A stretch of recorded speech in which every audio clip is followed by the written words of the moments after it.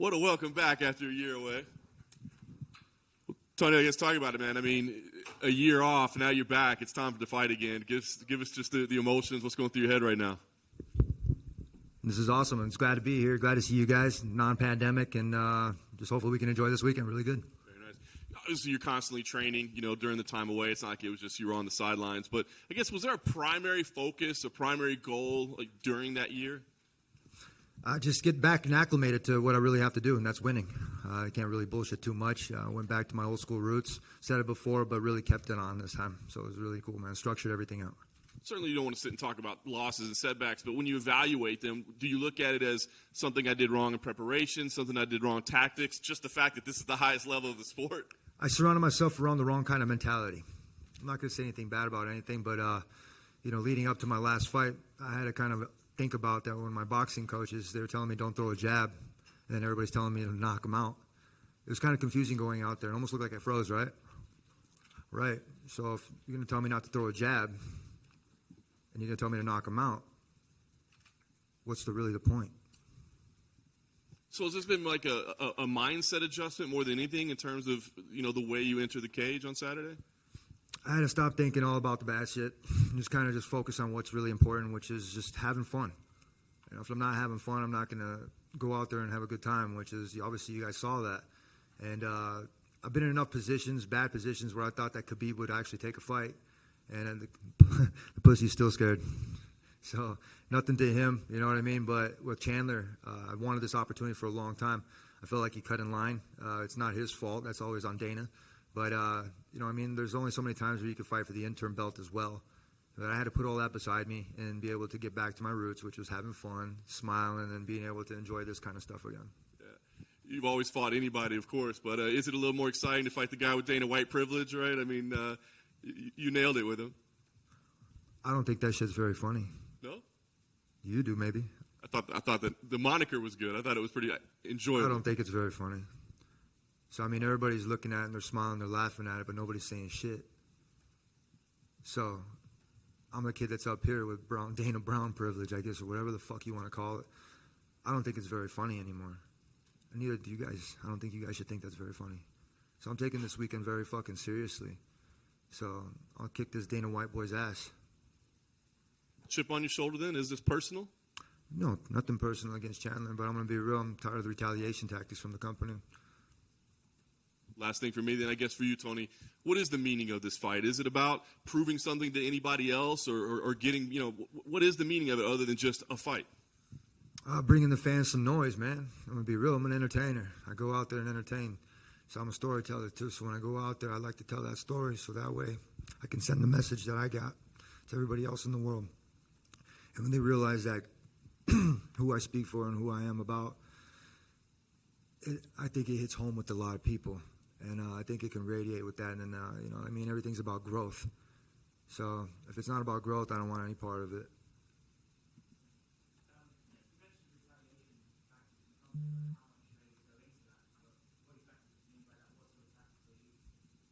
We'll talk about that after I win.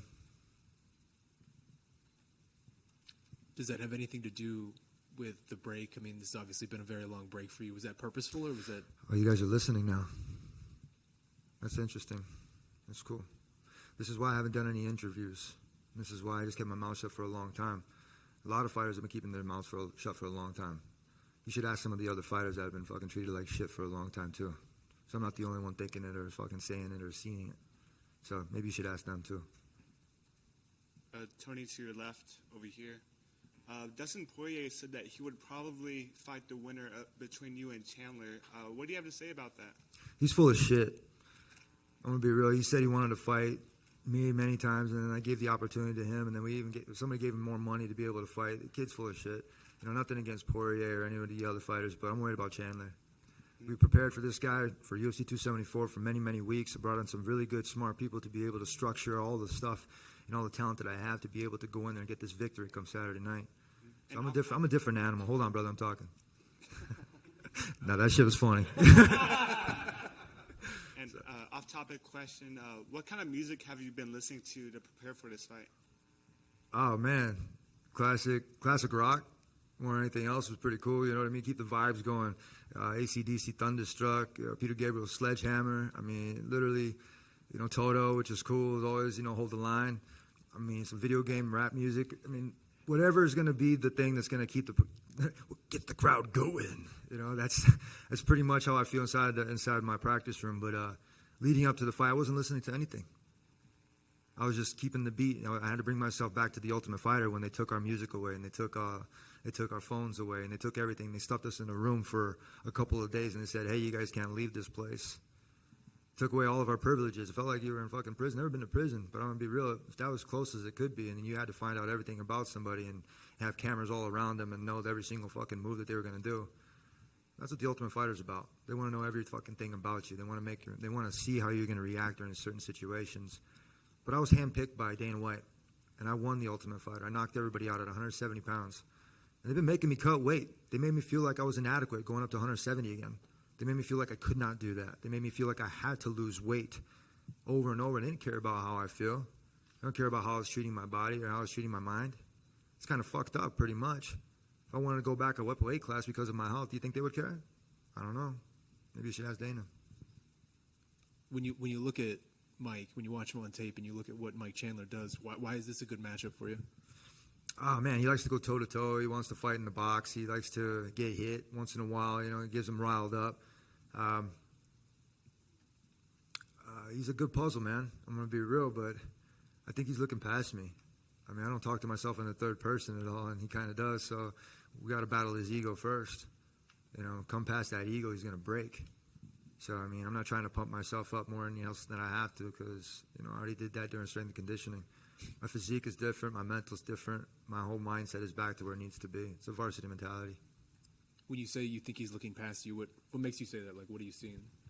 I don't know. I don't really listen to him too much, but I heard he was talking about Conor McGregor and the next fights and everything, and that's cool. Good for you. You're going to have your hands full come Saturday night at UFC 274. So I'm going to go in there, have fun, and smile. I'm going to throw some punches, throw some kicks and knees, put this kid in a clinch and put some hurt on him. So I'm going to make him bleed, make him see his own blood. I think he likes that. I wonder, I mean, when you're looking at it, does it feel like that sentiment is more pervasive than just Mike? Like, do you feel like the MMA community in general is looking past you right now and has sort of moved on? I'm glad. That's exactly what I wanted it to be. I wanted to disappear a little bit. I wanted to make sure that I was in the right places at the right times during certain things. So, the way I portrayed it is I disappeared from the world. I really didn't. I just didn't talk to you fuckers. So I don't owe anybody anything besides going out there and giving my best and making sure I walk out the same way. And, best of luck to Michael Chandler and myself. May the best man win. But come Saturday night, my hand's going to be raised in victory. Well, the last one for me, I'm just curious. Obviously, you've been in a lot of fights like this with Mike. I think a lot of fans are very excited for this fight because it seems like it's going to be very exciting. I just wonder, can you describe to us or maybe somebody who hasn't been in there what it feels like to be in these sort of gut check, blood and guts type of fights like I think a lot of people expect this one might be? First you gotta go through fight week, and that's the best part. You show up, we're cutting weight, and then we have to do media, and then we have to cut weight, and you have to do more media, and you have to do photo shoots. And then it builds up. It's kind of like when you're building a fire rocket or firecracker. You know what I mean? You're building it in layers, but you have to be very careful. And when you're doing that, when you're being really careful with it, there comes a time for celebration when you're able to light it and then making sure that it goes out right. So when you're doing stuff like that, I don't really deal with fire techniques and stuff. I have friends that do that. But it's dangerous. So if you're not being careful during fight week, you're not going to go out there and you're not going to have a good product on Saturday night.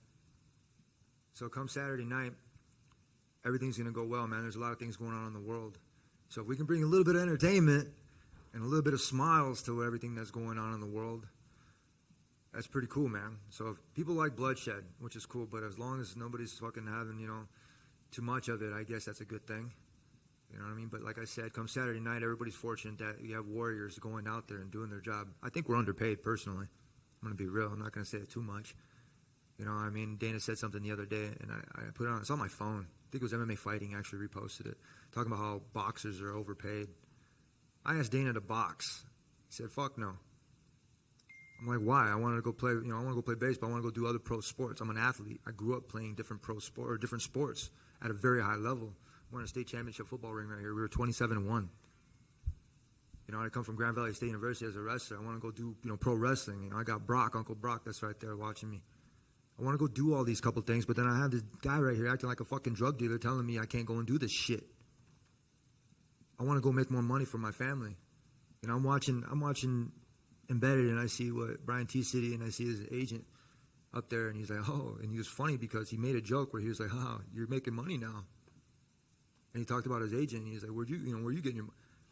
There's too many levels of things right here where I got pissed off at, and I had to kind of put that besides me. You know, you make your money by winning. You make your money by showing up, winning, and having good performances. Where now I guess we're getting paid crypto, I guess, huh? You know, they're following everybody's suit. They're kind of waiting for everybody to speak up. They're waiting for everything else like that. I'm waiting for insurance. I've been competing in this sport for a long time.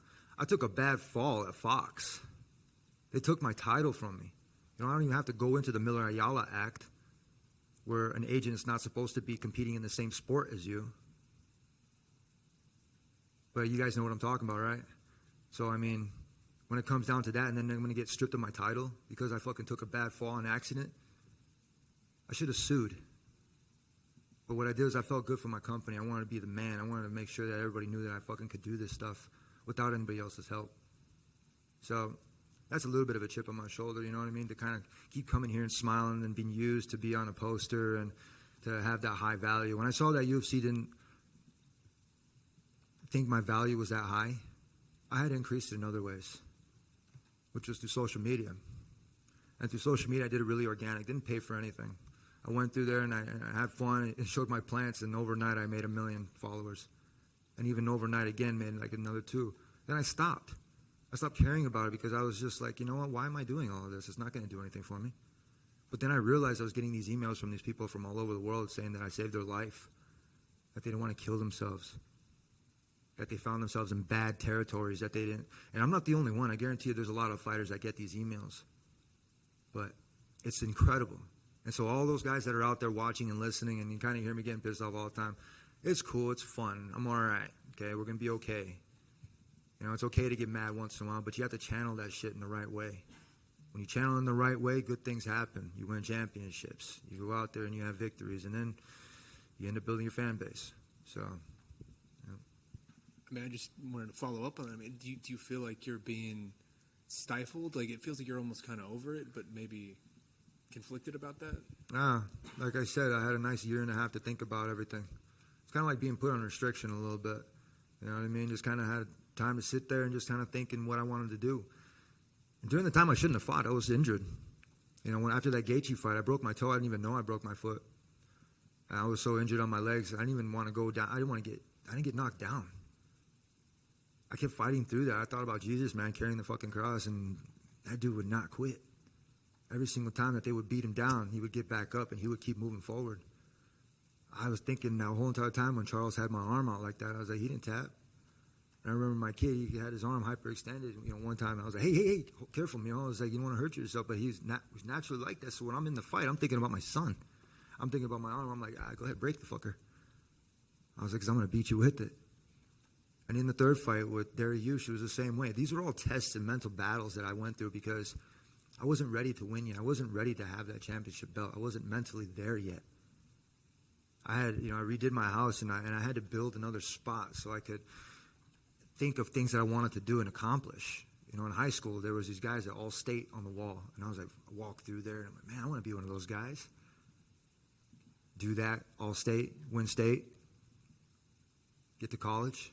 Hey, get called in, and I see these names on the wall for national champions, All-American. I want to do that. That looks really cool. I go do that. 2-time All-American national champ.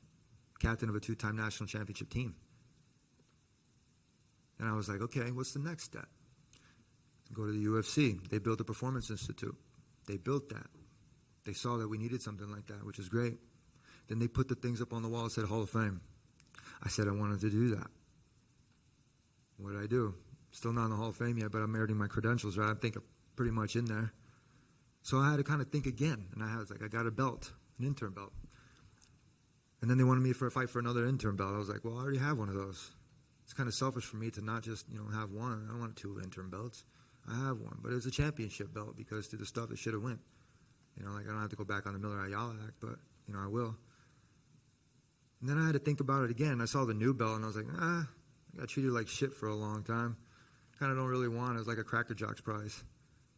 Kind of like, well, looks kind of fake to me. It wasn't the classy kind of shit. But then I had to readjust my thinking.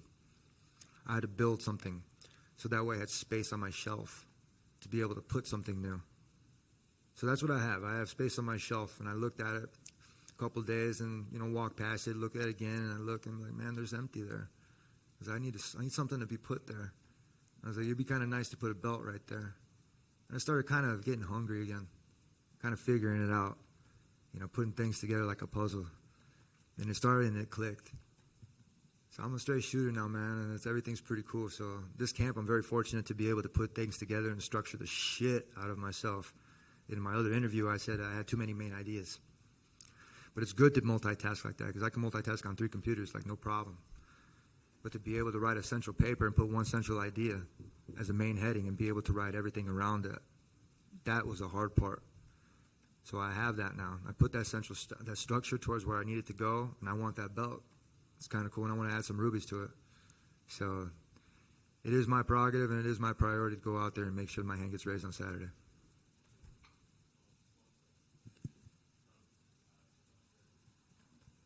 All this said, is this where you want to be long? Absolutely. Yeah, for sure. I'm not sure. You know what I mean? They wanted to extend my contract after this one. They sent me like an extension on my contract, and they signed it. They didn't even know that they sent it to me. I was kind of like, why are you guys making me feel like shit? I was like, I've always been for the company.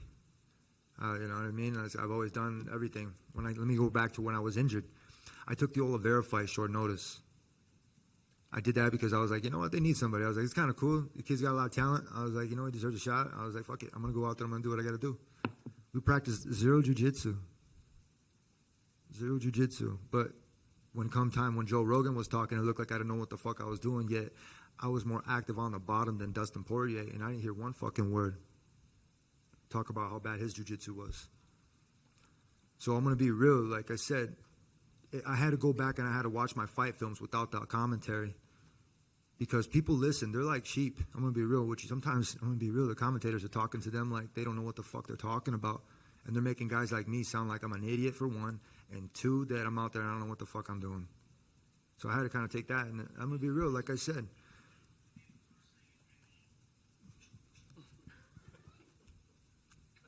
So, I mean, we're going back and having a fun part about that. Like I said, I'm always going to be here for the company, you know, but will they be here for me? Tony over here. When I got injured, when I got injured, I didn't get a flight home. I got treated the same way. Chris Weidman, he got a personal flight back. I couldn't fucking walk. I couldn't do the same shit. So I'm not sure what the corporate is, you know what I mean, talking about that. But there's some questions to be raised on how they treat their athletes, that's for sure. Tony, you said they had reached out to re-up your deal. Are you nearing the end of your deal? Like, is this the last fight? No, I got a bunch, man. I'm going to be real. I'm willing to be able to fight it out, to go out there and not be held under. Like I said, like I'm going to be real. Like the promoters here, they act like drug dealers sometimes. You know what I mean? They just throw down a couple bucks here and there, and you're like, come here, kid, come here, kid, come here, kid. Here, take this, take this, take this, take this. And if you don't have the will to say no to that stupid shit, you're going to get fucked. I mean, I've seen like Terrence McKinney is the same fucking way, and a couple other people, you know what I mean? Like, and even for me to go out there, and then I had to say no a couple times. You know, I had to fucking ignore Dana's call once during the pandemic. I'm chilling, man. I'm skateboarding. Why? Because you know what? You didn't answer my phone call. It's not going to be about that because I'm having fun. I'm doing something for myself, which is cool. And it took a long time to be able to think about myself like that because the company for a long time, they treated me like shit. You know, and that's a lot of underlying stuff. You know what I mean? So, you know, you talk about event ops, you know, they're trying to, you know, come out here and search for me to sign my fucking contract. I'm like, you guys are sweating bullets, huh? Well, that's how you guys make me feel sometimes. So, it's not fair. Tony over here. You mentioned going back to your roots and Grand Valley State. You recently brought your former wrestling coach, Dave Mills, back into the mix. Mm-hmm. What prompted you to start training under Mills again? I've always trained under Mills, just nobody knew about it. Yeah. So, I mean, he's always been one of those great mentors for me. Gave me the chance and the opportunity. Funny story, really quick. As I go out there and I'm bartending, my buddy calls me up. He's like, Tony, we need your help. what are you talking about? He's like, we got a guy named Gitch. He's preparing for a 4-time national championship. We'd like you to come in and practice. Dude, I've been smoking cigars, eating hoagies, and drinking. I don't care, Tony. Just come in here. Come in here. All right. I'm like, fuck, man. I've been to Grand Valley and I partied a couple of times. Never been there to compete. I show up. I go there like a student. I park. I had to go through the whole entire thing of finding parking for one. That was crazy. I was like, this is fun. But first I went through the tunnel. Like even here at Arizona State, being here again, it brings me back to college town. And it brings me a good feeling. It brings me back into here where I need to be. I go there and I'm looking through the stuff. I'm like, hey, where's the wrestling room? They're pointing that way. And I'm like, man. I'm looking. There's a indoor track and there's basketball. There's like a whole volleyball court. There's like weightlifting equipment. It's dope. I'm like, this is cool. It's like the Performance Institute. Felt like a real college university. I go in the wrestling room. You can't even look in the window. It's all fucking fogged. I go in there. I'm all nervous. My heart's racing like crazy. Control yourself. Coach Mills comes up. My buddy Dustin comes up. Same thing. He introduced me to the team really quick. I get ready, and there's Gitch over there with his fucking hand getting taped. He has a club. Like, mean son of a bitch. Cool dude, too, man. Hard fucking worker. And he's preparing for me. And I'm like, oh, man, here we go. I lace up my wrestling shoes. I haven't worn them in a long time. I'm sitting there, and then we go and we shake hands. And I go and hit him with an ankle pick. Pissed him off. Pissed him off. Go out there, and I did really well. What do you think I did next? Ran over to the bucket. Puked. I was out of shape. I get back on the mat. We had another match. And I did the best I could. And it was cool. I did really, really well, helping my partner, my buddy, go out there and prepare for his national championship. Didn't know him at the time, but I made a best friend right there. A couple months go by, and afterwards, I said, thank you, guys. And I was kind of embarrassed that I went and I puked in the thing, but I got back after it. I went and I started running. It was the opportunity is what gave me that mental clarity to be able to do that. And I get a phone call from Coach Dave Mills. Hey, Tony. Dave Mills here from Grand Valley State University. We'd like you to, he was talking to me, and then he said, opportunity came up. We would love for you to come and wrestle for us. Holy shit. Blessing. Opportunities exist when we create them. And that was one of the best things in my life that changed it. So I've known Coach Mills for probably about 14, 15 years. Man, great mentor, man. Fucking awesome. So I'm glad for that. And then shout out to Coach Mills. Just one from me. Sorry, Tony. Can I just quickly go?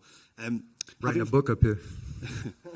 Just want to ask, having fought Charles Oliveira and Justin Gaethje within the last couple of years, I was wanting to get your prediction on that fight and how you see it going.